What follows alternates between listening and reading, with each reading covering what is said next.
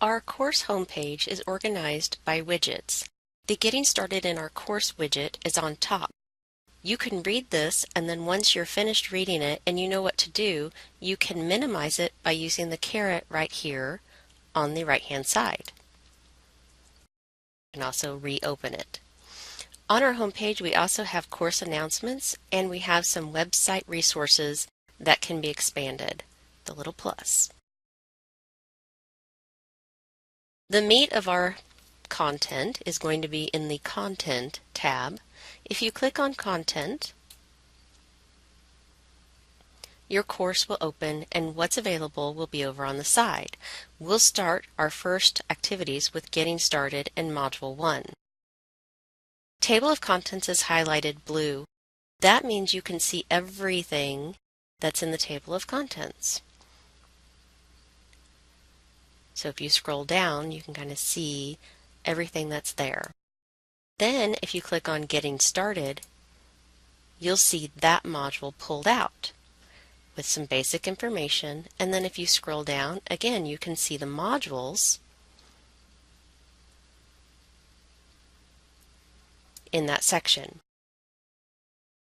You can then click even further to pull out our submodules.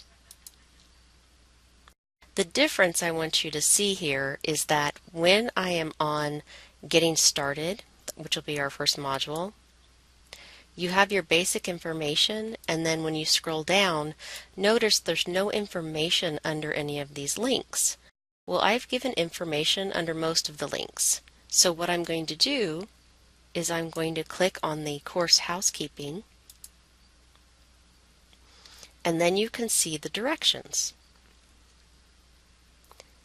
This is something you would want to show your kids the first time you have an orientation as well.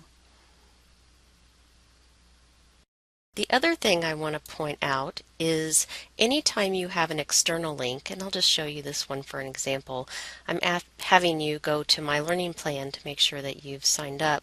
When I click on this link after reading here, when I click on it, it opens an external link.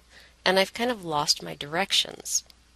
Well, over up on the side, if I click on My Learning Plan, it takes me back to where I can see the activity details or the directions. And this is important because in the directions there's also a sublink so that you can get compensated or flex time for this particular activity. So when you're providing an external link to students, they won't know what to do with it if you don't provide some of that information. That is the content views. I'm going to show you one additional thing before you get started, and that is the help. On My Home, if I click on My Home, on the main page you will see Instructor Help 10.3. And there are a host of instructional videos for you, as well as a fully developed D2L help section. So our course is more about how to build that content and teach your online class. If there's specific D2L things that you need to learn, I want you to go there first and then ask if you can't find that answer. There's some things that we will have to work out in terms of specific settings, but for the most part, if it's just a how-to thing, make sure that you check these two resources out before you contact me on how to do something in D2L.